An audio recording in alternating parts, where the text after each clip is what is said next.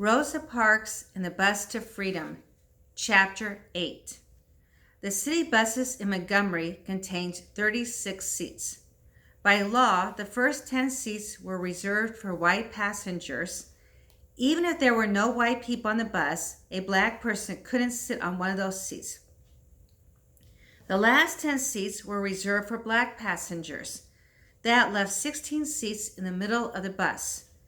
It was up to the bus driver to decide how to divide those seats between whites and blacks.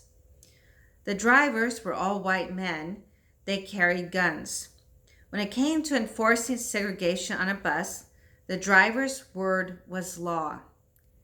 Not all bus drivers acted ugly towards their black passengers, but many did, and James Blake was one of the ugly ones.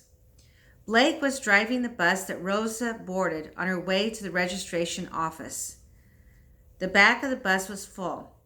Black passengers were even standing on the outer steps at the rear of the bus. Rosa paid her fare, then began walking down the aisle to the rear.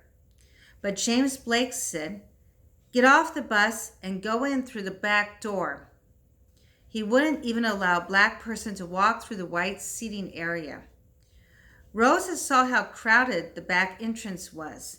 Still standing in the aisle, she calmly told him it didn't make sense for her to leave the bus and try to push her way through the crowd.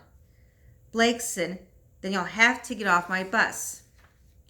Rosa did not move. She just stood there, calm and dignified. Blake left his seat. He walked back to Rosa, grabbed her coat sleeve, and led her to the front door.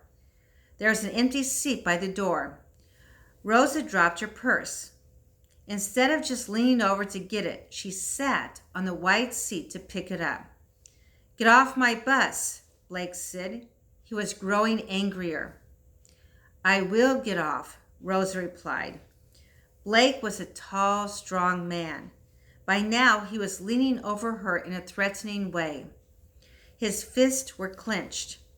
Rosa did not look afraid. She did not raise her voice. She just said in a quiet, clear voice, "I know one thing. You better not hit me." With those words, Rosa stood up and left the bus.